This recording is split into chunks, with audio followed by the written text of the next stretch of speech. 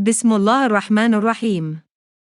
हलाल रिस्क और हज़रत इमाम अहमद बिन हम्बल रहमतुल्लाह अलैहि का वाक़या बयान किया जाता है कि एक मर्तबा इमाम शाफ़ी रहमतुल्लाह अलैहि ने हज़रत इमाम अहमद रहमतुल्लाह अलैहि को ख़त लिखा कि बहुत अरसा हुआ अब तशरीफ़ नहीं लाए, आपसे मुलाकात को जी चाहता है। जवाब में हज़रत इमाम अहमद बिन हम्बल रहमतुल्लाह अलैहि ने फ़ौरन अपना प्रोग्राम लिखकर भेज दिया कि फ़लाँ दिन फ़लाँ तारीख़ को मैं आपकी खिदमत में मिस्र में हाजिर हो रहा। हज़रत इमाम शाफ़ी रहमतुल्लाह अलैहि ने अपने घर वालों को, अपने मिलने जुलने वालों को और दूसरे उलमा को उनके आने की इत्तला दी। फिर इनकी दावत और उनके इस्तकबाल का खुसूसी एहतमाम किया। अपने लोगों से बताया कि अगरचे वो मेरे शागिर्द हैं, मगर वो एक बहुत बड़े इमाम हैं। अल्लाह ताला ने उनको बड़ा मर्तबा अता फरमाया है। चुनांचे जिस दिन उनको पहुंचना था, इस दिन इमाम शाफ़ी रहमतुल्लाह अलैहि अपने शागिर्दों और दूसरे उलमा को लेकर उनके इस्तकबाल के लिए शहर से बाहर तशरीफ़ ले गए।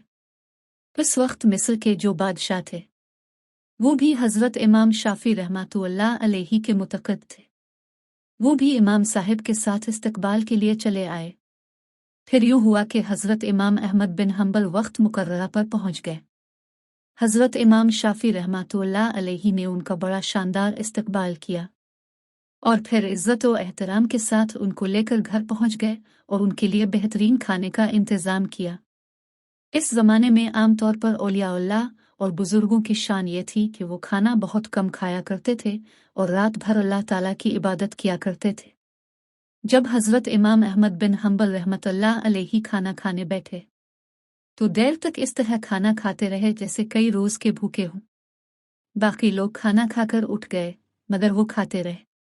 लोग बहुत हैरान हुए कि हज़रत इमाम शाफ़ी रहमतुल्लाह अलैहि ने तो उनकी तारीफ़ की थी कि ये बड़े अल्लाह वाले और बुज़ुर्ग इंसान हैं, मगर ये तो खूब पेट भर कर खाना खा रहे हैं। लोगों में और घर वालों में उनके बारे में चहमगोइयाँ होने लगी, लेकिन कोई कुछ ना बोला। फिर जिस कमरे में हज़रत इमाम अहमद बिन हम्बल रहमतुल्लाह अलैहि के लिए रात के वक्त आराम करने का इंतज़ाम किया गया था, इस कमरे में हज़रत इमाम शाफ़ी रहमतुल्लाह अलैहि की बच्चियों ने एक मुसल्ली बिछा दिया, मिसवाक रख दी, इस्तंजे के लिए ढेले और पानी रख दिया और वज़ू के लिए लूटा भी लाकर रख दिया, ताकि जब वो रात को तहज्जुद के लिए उठी तो उन्हें किसी किस्म की कोई परेशानी ना हो। और इस ज़माने में रात को तहज्जुद के लिए उठना एक आम मामूल था। अल्लाह ताला बचाए कि आज हमारे ज़माने में ये अफसोसनाक माहौल हो गया है कि सुबह 8 बजे और 9 बजे उठना हमारा आम मामूल बन चुका है और कई लोग तो इससे भी ताख़ीर से उठते हैं। और जो उलमा और साले लोग थे, वो तो रात रात भर इबादत किया करते थे। अल्लाह ताला हम सबको भी तहज्जुद पढ़ने की तौफ़ीक अता फ़रमाए। आमीन।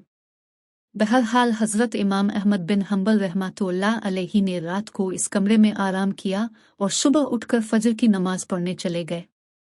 जैसे ही वो नमाज के लिए निकले तो हज़रत इमाम शाफ़ी रहमतुल्लाह अलैहि की बच्चियां इस कमरे में आ गई, तो वहां देखती हैं कि पानी का लूटा वैसे का वैसा पानी से भरा हुआ है।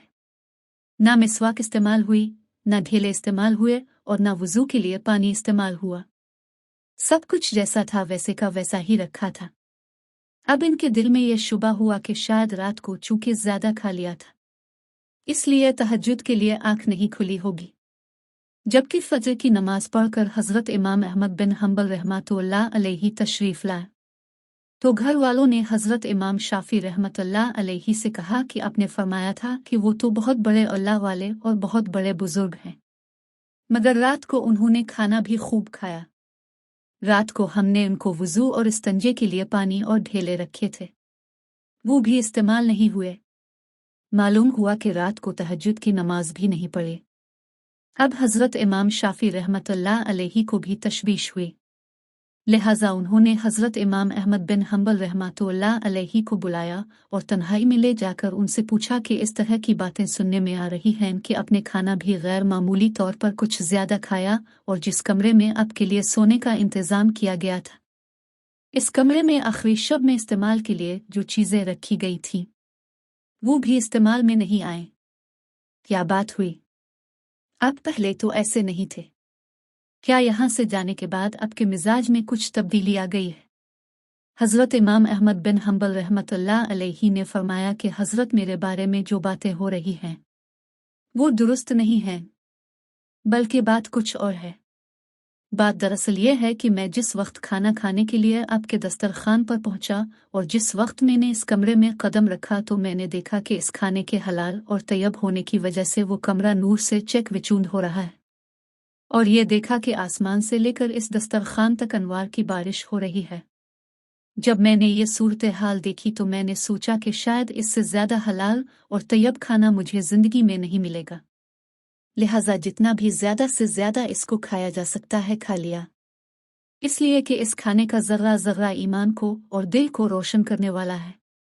इसलिए मुझसे जितना ज्यादा से ज्यादा खाना खाया जा सकता था मैंने खा लिया, और मैंने ये नहीं देखा कि कौन कितना खा रहा है और कौन मेरे बारे में क्या सोच रहा है।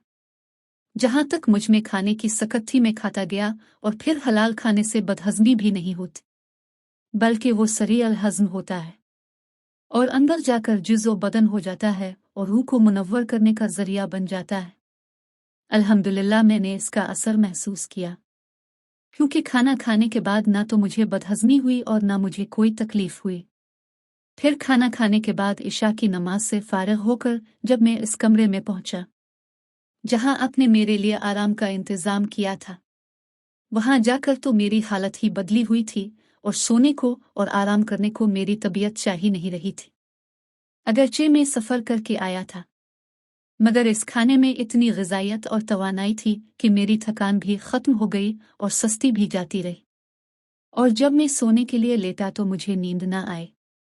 लिहाजा मैं लेटा रहा और लेटे लेटे कुरान व हदीस में गौर करता रहा, हत्ता कि पूरी रात गौर व फिक्र करते हुए गुजर गई, और उसी रात मैंने कुरान व हदीस से 100 मसाइल का हल तलाश कर लिया, और वो मसाइल ऐसे थे जो इससे पहले कभी मेरे जहन में ना आए हों और ना उनकी तरफ मेरा कभी ख्याल गया हो। लेकिन जब आज की रात मैंने गौर किया तो मुझे ऐसा महसूस हुआ कि कुरान व हदीस के उलूम और असरात मेरे सामने खिले हुए हैं। तमाम मसाइल की तफसील और जवाबात मेरे जहन में आते चले जा रहे थे, और सुबह तक मैं मसाइल का हल जांचता रहा। इसी हालत में सुबह हो गई। ये सब आपके खाने का असर था जो रात भर मैंने महसूस किया। इसीलिए तहज्जुद के वक्त ना तो लूटा इस्तेमाल करने की ज़रूरत पेश आई और ना मिसवाक करने की ज़रूरत पेश आई, और वही इशा का वुज़ू मेरे लिए फज्र में काम आया। ये सुनकर हज़रत इमाम शाफी रहमतुल्लाह अलैहि ने फिर अपने घर वालों को हकीकत हाल बताई, और जो लोग उनके बारे में गलत किस्म की बातें कर रहे थे उनसे कहा कि तुमने उनकी शान में गुस्ताखी की है, लिहाजा उनसे मुआफ़ी मांगो।